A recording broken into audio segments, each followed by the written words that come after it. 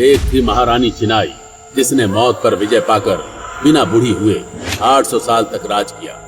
वो हर अमावस की रात किसी जवान मर्द से ब्याह रचाती। फिर अगली सुबह उस दूल्हे की इतनी बुरी हालत में लाश मिलती कि पहचानना भी मुश्किल होता था। चिनाई शादी के कुछ ही घंटों में गर्भवती भी हो जाती। फिर एक श्राप को वरदान में बदलने की खातिर वो उस बच्चे की बलि दे देती। एक दिन उसने अपनी गंदी मंशा पूरी करने के लिए दक्ष से शादी रचाई। दक्ष को अपनी खूबसूरती के जाल में फंसाकर उसने उसके साथ विवाह किया, लेकिन दक्ष को मारते ही एक आकाशवाणी, तू नहीं जानती चिनाई, तूने क्या किया है? तूने एक पवित्र आत्मा की जान ली है। भविष्य में तेरे साथ वो होगा जिसकी कल्पना तूने सपने में भी नहीं की हो। इस बात को 800 साल बीत गए और चिनाई उस श्राप से भी मुक्त हो, जिस कारण उसे बच्चों की बलि देनी पड़ती थी। लेकिन मर्दों को लेकर उसके दिल में जल रही आग नहीं बुझी और अपने सामने सिर उठाने वालों को वो बुरी तरह से मौत के घाट उतारने लगी। मेरे साम्राज्य में कोई पुरुष आजाद नहीं रह सकता। अगर किसी मर्द ने सिर उठाने की हिम्मत भी की तो उसकी सिर्फ एक ही सजा है, मौत। चिनाई के क्रोध से केवल मृत्यु ही तुम्हें बचा सकती है, केवल मृत्यु। चिनाई अपने गुप्त तहखाने में अग्नि की वेदी पर खड़ी थी। उसके एक हाथ में तलवार थी और एक हाथ में नरमुंड। उसके घने बाल हवा में लहरा रहे थे और बेड़ियों में जकड़े थे कुछ जवान मर्द। इनके साथ नौनी क्रिया करने के बाद आज चिनाई उन्हें मौत की नींद सुलाने वाली थी। एक एक करके उसने 10 नौजवानों का सिर धड़ से अलग कर दिया। चिनाई जोर से चीखी, काली दुनिया का साम्राज्य बुलंद हो। चारों तरफ खून ही खून था। 10 कटे हुए सिर और शरीर के बीच खून टपकाती तलवार लिए रानी चिनाई इतनी भयानक और डरावनी लग रही थी कि अगर उसे कोई उस वक्त देख ले तो शायद वो डर के मारे वहीं मर जाए। इस संसार में कोई पुरुष नहीं जो चिनाई को चुनौती दे सके। जो भी उसका विरोध करेगा उससे मिलेगी मौत। रानी चिनाई की हुकूमत राजस्थान के झुंझुनू शहर पर कोई 800 सालों से थी। उसने अपनी ताकत के दम पर आसपास 9 रियासतों को अपने साम्राज्य में शामिल कर लिया था। किसी की भी ताकत उसके सामने सिर उठाने की नहीं। एक विशेष वरदान प्राप्त करने की वजह से चिनाई 800 साल बाद भी एक 18 साल की खूबसूरत युवती जैसी दिखती थी। मर्दों के लिए उसकी नफरत इतनी बढ़ चुकी थी कि वो संसार से उन्हें खत्म कर देना चाहती थी। जिन जवान मर्दों को वो अपनी खिलौनी क्रिया के लिए इस्तेमाल करती, उन्हीं मर्दों को धरती से मिटाने की कसम उसने खाई थी। लेकिन आज एक माँ उसके पैरों पे लिपटकर अपने बेटे के जीवन की भीख मांग रही थी। महारानी, दया करो, इस अभागी माँ पर तरस खाओ। मेरा बेटा तो बचपन से लाचार है, वो अपने पैरों पर खड़ा तक नहीं हो सकता। तूने इसे राज परिवार से सालों छिपा कर रखा यशोधरा। हमारी इच्छा के बिना कोई इस राज्य में बेटे को जन्म नहीं दे सकता, और ये तो उस अश्लेषा नक्षत्र में पैदा हुआ है जिससे इस राज्य को खतरा है।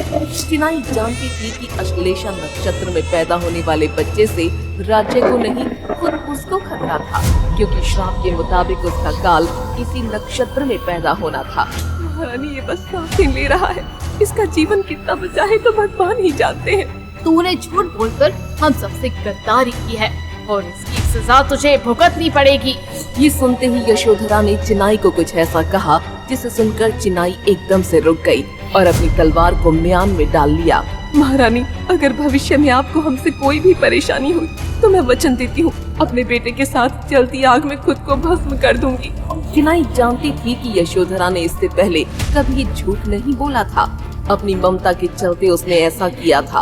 और तब चिनाई ने कहा, तो फिर अपनी बात पर कायम रहना यशोधरा। विश्वास रखिए महारानी, भविष्य में ऐसा कुछ नहीं होगा, कभी नहीं होगा। इससे पहले कि मेरा मन बदल जाए, अपनी इस कमजोर संतान को लेकर अभी मेरी नजरों से दूर हो जा। कहते हैं जब समय खराब होता है तो इंसान वो करता है जो उसकी किस्मत को मोड़ देता है। महारानी चिनाई ने यशोधरा के बेटे को माफ तो कर दिया था, लेकिन वो नहीं जानती थी कि वो लड़का यशोधरा के बेटे के भेष में बस एक शरीर था। ना यशोधरा जानती थी कि जिसे वो अपना बेटा मान रही है वो तो कोई और था, जो सालों से किसी ऐसे शरीर का इंतजार कर रहा था जिसका खून राजवंश का हो। दरअसल यशोधरा का बेटा दक्ष तो एक रात मर गया था और उस रात अंतिम बार अपनी माँ से उसकी बात हुई थी। माँ, क्या इस बार तुम मुझे प्रतियोगिता में लेकर चलोगी? मैं आपके लिए उस पवित्र ताबीज को जरूर हासिल कर लूंगा। सालों से वहाँ जाकर हम अपना अपमान करवाते आ रहे हैं। अब और नहीं दक्ष, तुम आराम करो, रात बहुत हो गई है। आप बहुत दुर्भाग्यशाली हो माँ, जो मेरे जैसा कमजोर और बीमार बेटा आपके गर्भ से पैदा हुआ। इससे अच्छा होता कि मैं पैदा होते ही मर जाता। ऐसा मत कहो दक्ष, इस दुनिया में मेरे लिए तुमसे ज्यादा कीमती कुछ भी नहीं। बस हमारा वक्त खराब है। एक बार ठीक हो जाओ, फिर इस बात पर विचार करेंगे। इतना बोलकर यशोधरा वहां से चली गई। यशोधरा चिनाई के ही परिवार के राजा सेना नायक मलिक की 8वीं पत्नी थी। फिर भी उसे कभी भी रानी का दर्जा नहीं मिला।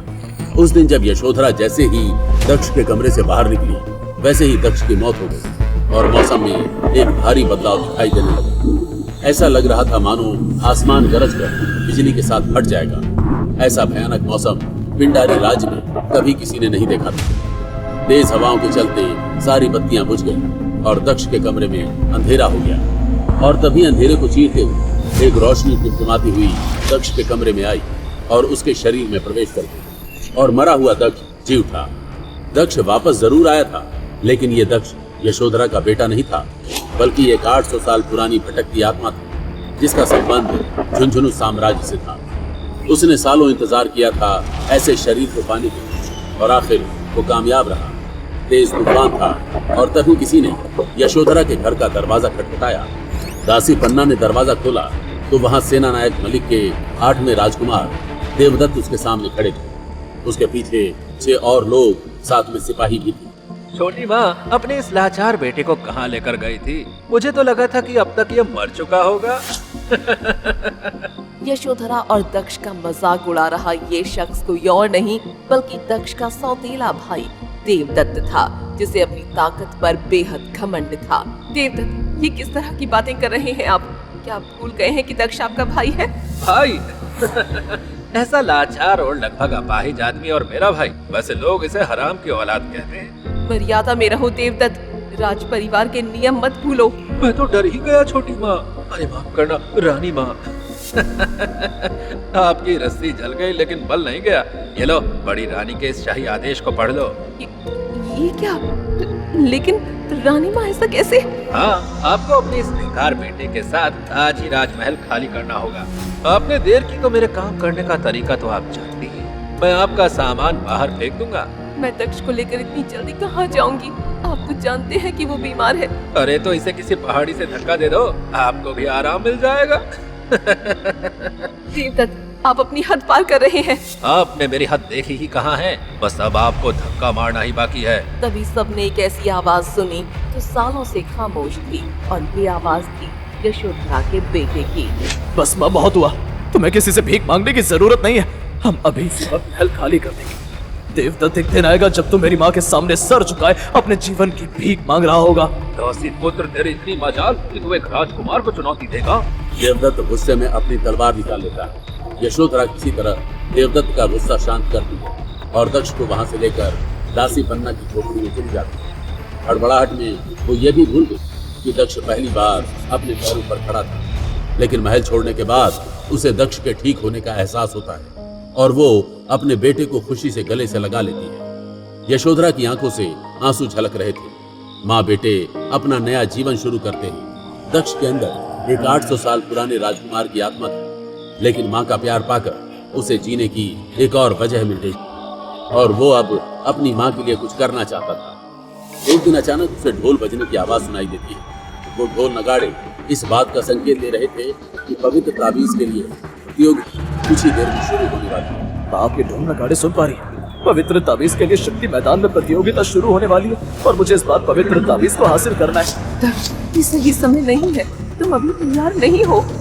शक्ति मुझसे कह रही है कि इस बार ये ताबीज मुझे जरूर मिलेगी और एक बार फिर हम सर उठाकर जी पाएंगे। आज दक्ष की आंखों में एक अलग चमक थी। उसके अंदर एक अलग तरह का विश्वास था।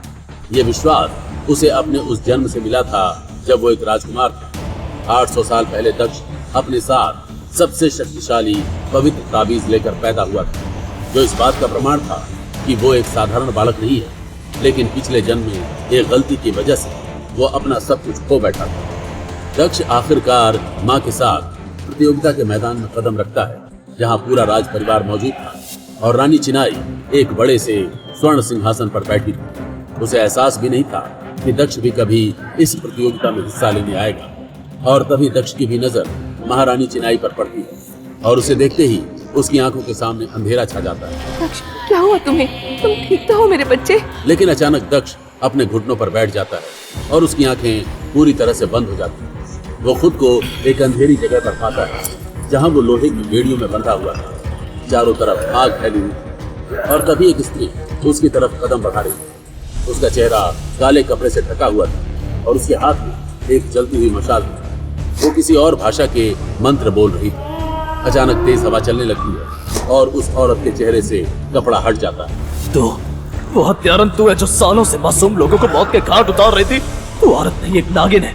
तेरा यौवन एक दिन नष्ट हो जाएगा। तू खुद को आईने में देखने लायक नहीं रहेगी। आज भले ही मैं तेरा शिकार हो जाऊं, लेकिन एक दिन लौट कर आऊंगा, वापस आऊंगा मैं।